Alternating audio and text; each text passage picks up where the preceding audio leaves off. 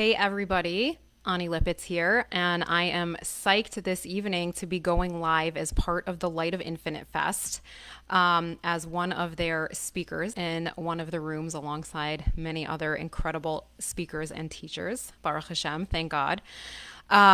We are streaming live both here and on lightofinfinite.com/festival. And we're talking tonight about what I always talk about, because that's all there is to talk about, which is how to manifest your Geulavision.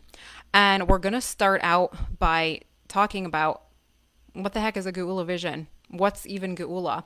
Because thank God this festival and my Facebook page brings together beautiful, incredible human beings, creations and emanations of the Infinite One. From all backgrounds of life, from all paths, from all places, and we got to explain our terms. If we're going to be talking together, we got to be talking the same language. So talking about manifesting our Geulavision, we have to first define what is Geula. So Geula is a Hebrew word that is commonly defined or described as redemption. The world, creation, the universe, when it reaches its redeemed state. What does redeemed mean? So let's talk about the opposite of Geula, or the opposite of redemption, which the Hebrew term is gullus, or exile. And when we talk about exile in a Jewish context, what do people usually think of? The Jewish people exiled from the land of Israel, the destruction of the holy temples. But what exile actually is, according to Jewish mysticism, to Hasidus, to Kabbalah, is the entire world, the entire universe, every creation in a state of misalignment, in a fractured consciousness, in a state where we are not aligned and plugging into the stream of the truth of Einod Malvado. There is nothing besides from the Infinite One expressing himself, herself, itself, in an infinite number of ways and forms in this multidimensional quantum universe that it has created, and most specifically inside each and every single one of us, through each and every single one of us, from the highest level of our souls that remain above in the quantum dimensions with the God's eye view of things, all the way down to the piece of our soul that is now incarnate here as us, within our parameters, our stories. And so the state of cosmic exile, or gullus, is the fallen state where we've lost that God consciousness. And we spent 5,552 years correcting that state, going through all our cycles of lifetimes of Gilgulim, coming in, doing our work, learning our lessons, aligning whatever parts of ourselves we could align, parts of the world we could align, sometimes coming in and making a bigger mess of things, which there's always a hidden purpose in also, and then coming back again and cleaning up more, aligning more. And this was the process that Torah describes as in a couple different ways. First, as making tikkunim, or corrections, repairs, energy repairs, psychic repairs, physical repairs in the world, to put it in alignment with the ultimate godly vision of what reality and creation actually is, and birurim, which was the sifting out of the good and the evil, the godly and the opposite of godly, the tachlis, the stuff that's real, the stuff that's aligned from the stuff that's not, and sifting through it all, and taking what's real, what's good, what's godly, and leaving the rest behind, essentially. Now, about over 30 years ago, the Lubavitcher Rebbe, who is the spiritual leader, the collective soul, the Mashiach soul for all humanity, announced to us that the time of the redemption had arrived, the state of Geula had arrived, and had become accessible to all of us. We had finished this process of history, of the birurim, of sifting through a reality where everything good and evil, positive and negative, dense and light were all mixed together and mashed up together, and said that incredible process was done, and we had achieved a changing of the fabric of reality. And those limitations that formerly applied to what we could achieve while we were in this world in a body, what could be healed, what we could hope for, all those caps were off. And everything was and is on the table for us. And so this is why we who are alive here in this world now are different and charged with a most incredible mission, different than any other generation, which is now it's our job to plug into this Geula operating system. And you can see how it has already penetrated the world. So many of us take for granted the fact, at least intellectually, at least we pay lip service to taking for granted the fact that I know that I have unlimited potential. I know that my traumas don't define me. My history doesn't define me. I know that there's something unlimited in me that I can access. Most people in this generation have an instinct to heal. We're pursuing healing and a depth of understanding of ourselves and of each other and our psyches and this creation that we've never done before, that we've never been able to do before, because through history, until we reached this threshold where we crossed over the threshold into the Geula, we were all just trying to survive. We were in survival mode. And we have now reached the time where we can thrive, where the knowledge of God, and when we talk about knowledge of God, we're talking experiential knowledge, not textbook knowledge, not ideas, but intimate experience of the infinite in everything that we do, starting within our own selves, starting with plugging into what's my deepest truth, who am I, what do I really want, and we're going to talk about all that in just a minute. And we have the ability to manifest that throughout history, throughout Jewish history, when challenges would happen, when bad things would happen, and we all know, especially through Jewish history, a lot of bad things happened. It was always like, what can we do? It's gullus, like, okay, when the Geula comes, when we have Mashiach, okay, it'll be fixed then. And the Rebbe supercharged us 30 years ago and told us, okay, now the Geula is here. And guess what, guys? Even if you don't understand exactly how this is, Mashiach is also here and active and revealed in the world. And if you want to see that, you have to tap into the power of Mashiach, of the Redeemer that exists within you. And you have to manifest that within yourself, through yourself. It's time for you to tap into power that maybe that's a nice inspirational poster that I have all this power, but it's actually time to tap into that and to live it and to manifest it and know that, again, there are no caps on what we can heal. There are no caps on what we can transform ourselves and our lives into. And that is true of every human being at this point, because the power of Geula, the power of Mashiach, has been long activated in this world and is literally just waiting for us to tap into it. And so we're talking here again about manifesting our Geula visions. So what does this mean? If I know that there's no cap anymore on how deep I can tap into myself, on what I can be and accomplish in this world, on what I can heal, what does my life look like in that state? We'll call it the Geula state or the redeemed state. If I would allow myself the audacity, and in fact it's not audacious, it's the mandate that we have been given by the infinite, by the Rebbe, by our own souls. What would my life look like in its redeemed state? And that doesn't have to be a big grandiose thing. That might be, wow, really? I would love to take 3 weeks off of work and rest. For me right now, that might be my Geula vision. I might have all these stories about why that's not possible, but if I'm really tuning in to my deepest self right now and saying what's seriously a redeemed version of life, what's a Geula-dic unlimited version of life for me right now, I would love to be able to just take a break for a while and recalibrate. That might be your Geula vision right now, and that's an amazing Geula vision to have.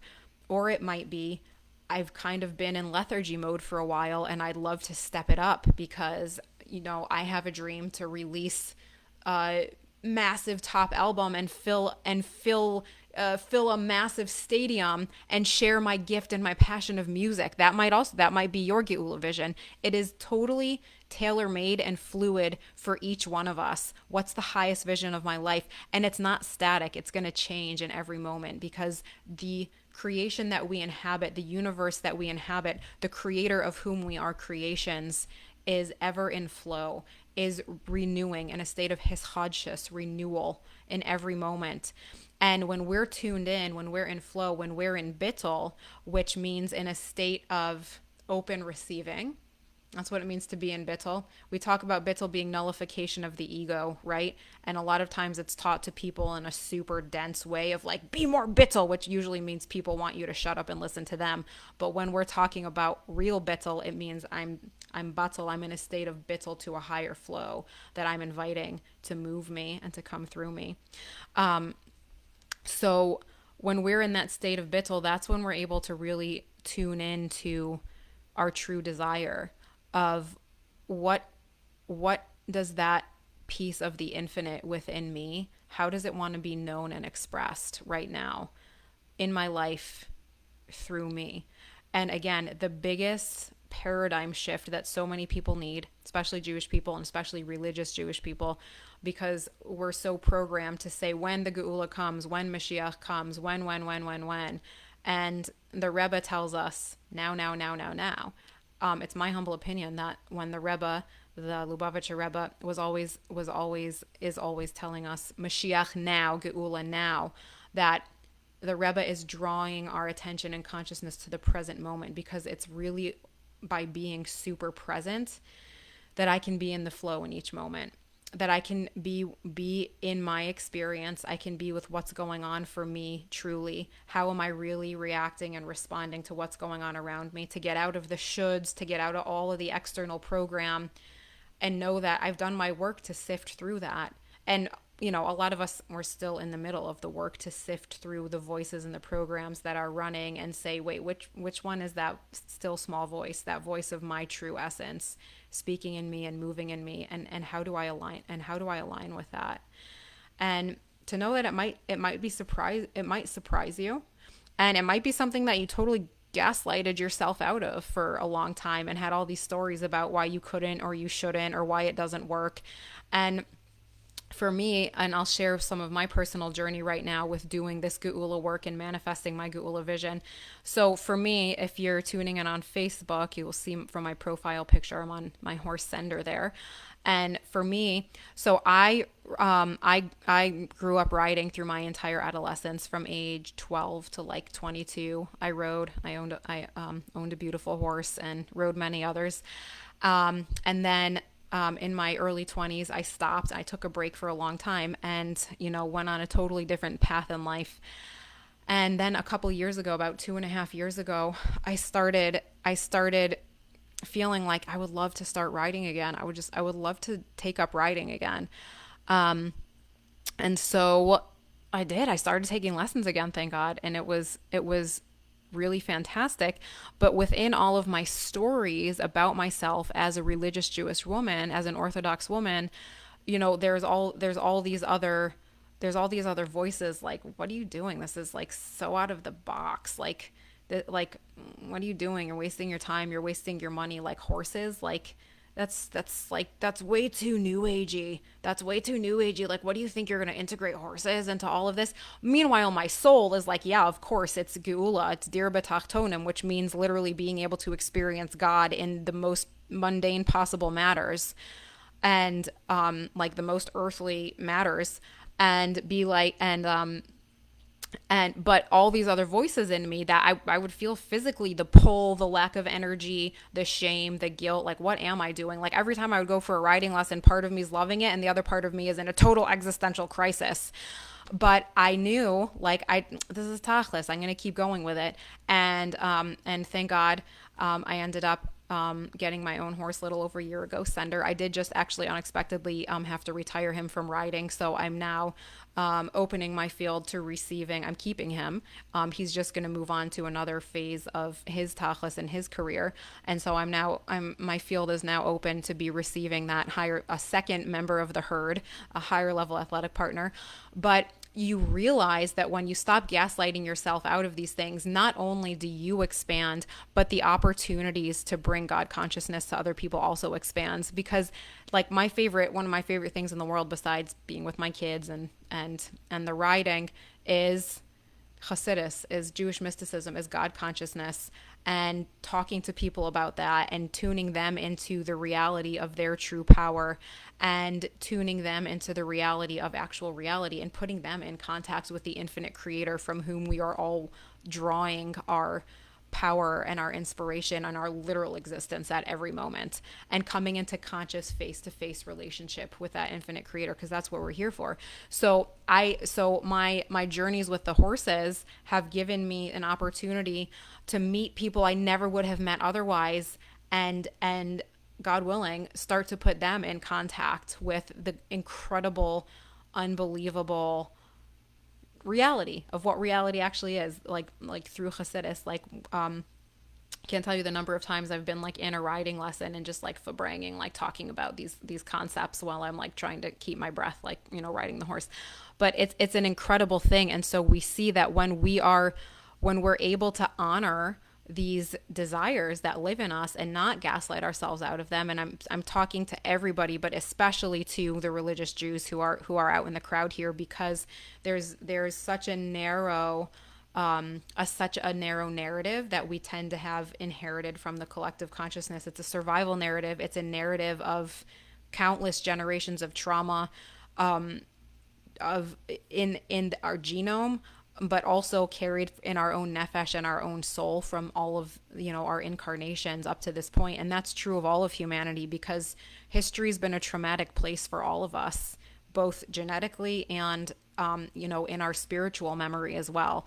So we're all here now, and we have to give ourselves and each other permission to breathe, right? Permission to dream, and to leave behind the old narratives and the old ways of doing, the old ways of being in the world, which even if in previous generations we had certain ways of relating to God, or, you know, serving the creator, or relating to the physical world, that in previous generations before we entered the phase of the Geula, where the fabric of reality has changed and it's now ready to face-to-face facilitate intimate experience of the creator, where previously pre-Geula the physical world really served to be a blockage to that and to cover it up.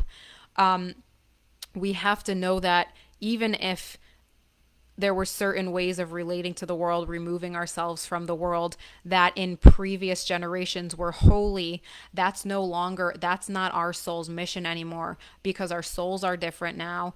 Our human psyches, our nefesh habahamis are different now. They are refined, they're ready, and the world is different now. The fabric of reality is different now.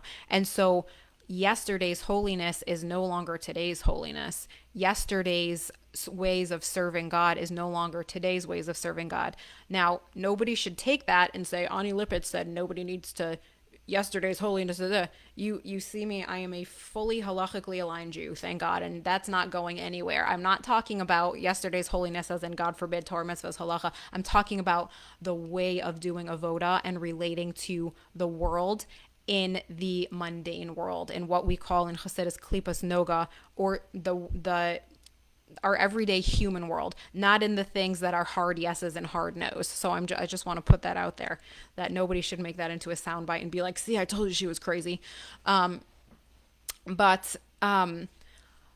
We see this, and where do we even see this idea? So first of all, the Rebbe tells us in his talks from 1991 and 1992, over and over again, these messages, which were like massive bombshells, like quantum bombshells going off in the world, and a lot of people were shell shocked by it, and telling us that this concept of hischadshus, of renewal, that I mentioned before, the Rebbe talks a lot about this as he's plugging us into the Geula frequencies and describing the Geula reality to us. So that we have to be able to renew. We have to know. The Rebbe tells us for his entire the entire time that he's been spiritual leader, that yesterday's holiness is not today's holiness, and we have to be plugged in, and we have to be ready to heed the call of the hour from within, essentially. And where do we also see this really strongly in the Torah itself is with the man, the manna from heaven, the spiritual sustenance which became physical, that fell in the desert, where the when the manna would fall, when the man would fall, and it would be collected each morning, it would be enough only for one day, and the person had to trust that it was going to be enough for that day. And what would happen if you tried to leave it over to the next day? It would rot. So we literally see that on the day itself, this revelation, this spiritual nourishment it's holy of holies. It's from the highest places. It's nourishing us. But when you try to bring it into the next day, when the energetic needs, the spiritual needs have already changed and evolved, what happens? It rots. And so it's so important for us to understand what we've been told about the nature of reality and about the nature of where we are in history, and to understand that we have reshus, we have permission from all the levels, from the highest level, from the essence of God himself begging us, guys, come into Geula with me. Guys, like, be in the world, settle the land. We know that the land refers to our bodies, like settle into your body, because you can be there forever. The ultimate is soul and body together forever. And the Rebbe also told us that we can activate that now. It's called Chaim Nitzchim Bli Hefsek, or eternal life without separation.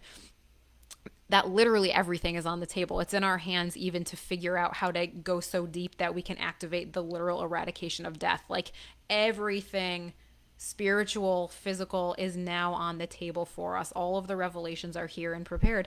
And so the key to tuning into our Geulavision, whatever it is that our life looks like in its redeemed state, and starting to enter into that journey, because it is a journey, is truly and actually radical belief in ourselves, radical belief in the fact that I am an infinite divine being in a body down here, and I do have infinite power and infinite worthiness. And there are a lot of parts of me that are terrified of that and that don't actually believe that. And those parts were going to come up, and they're going to say, hey, but what about this? And hey, but what about that?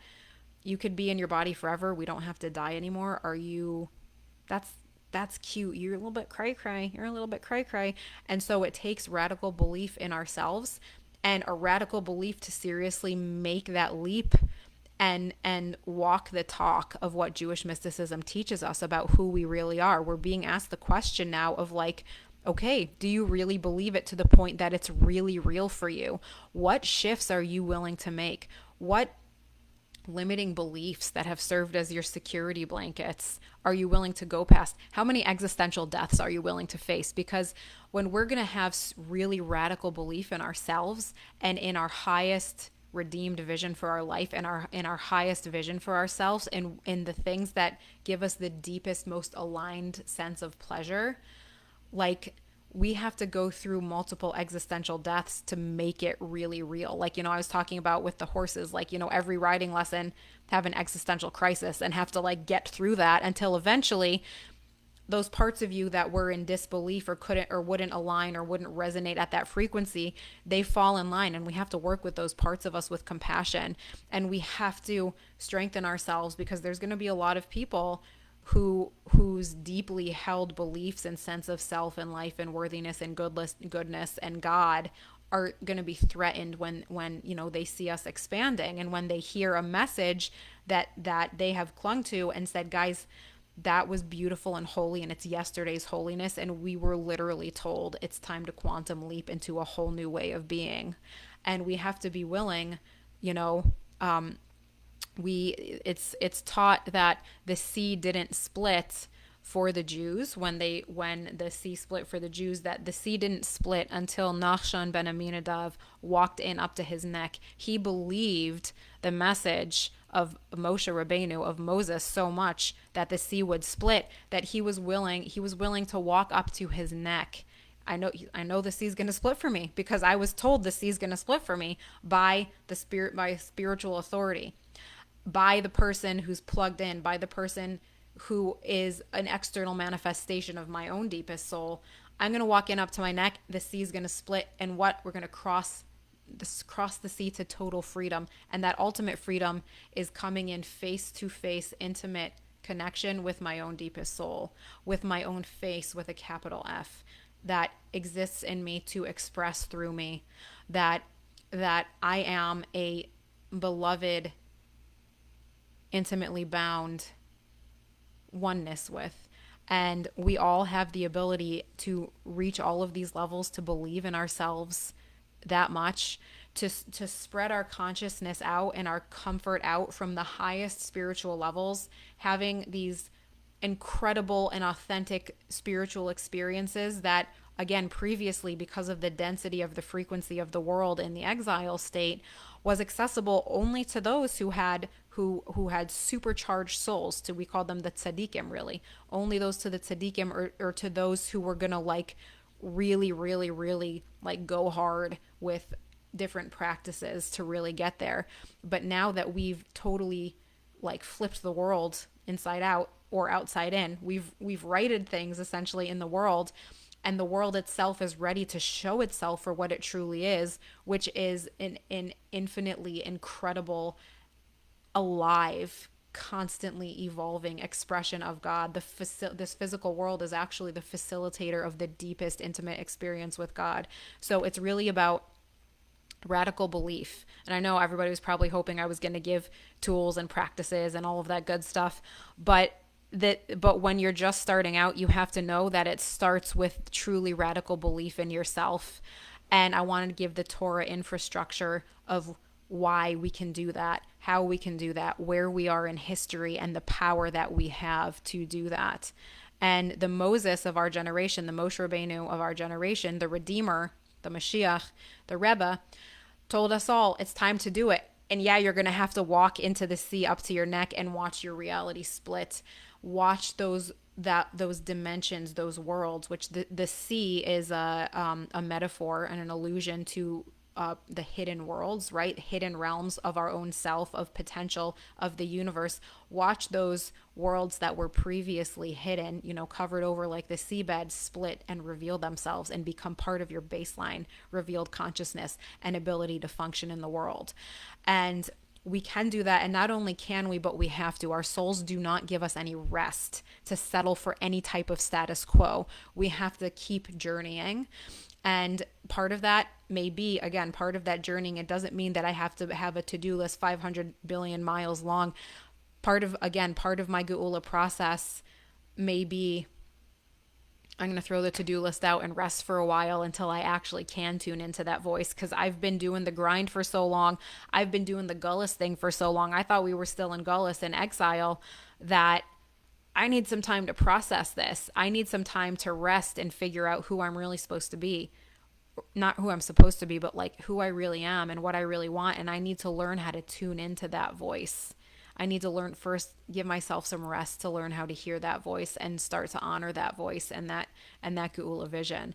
And that's really step one. It's the radical belief in ourselves and the radical belief in what this world really is, and being willing to walk that walk and to get ourselves the support that we need. The world is flooded with the most incredible healing tools that a couple good sessions with a good coach, therapist, healer, and you could be in a totally new reality. Whereas things that in the past were, God forbid, like a life sentence, are now like a few good sessions with a good therapist, good healer, good to go. And obviously it's still a journey, but that's just to say that everything's on the table for us. Nothing is off the table. And we came here to step into that and to radically, radically, radically align and do Geula. And for practical tools, you can actually follow me over to Instagram in about half an hour. My handle is Chana Lipitz, CHANALIPITZ.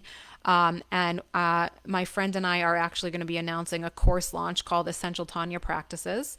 I'm going to be posting on Facebook about it as well, so stay tuned for that. I believe my time is up now. So thank you for joining me, and really looking forward to being on this continued Geula journey, all of us together. Have a beautiful night.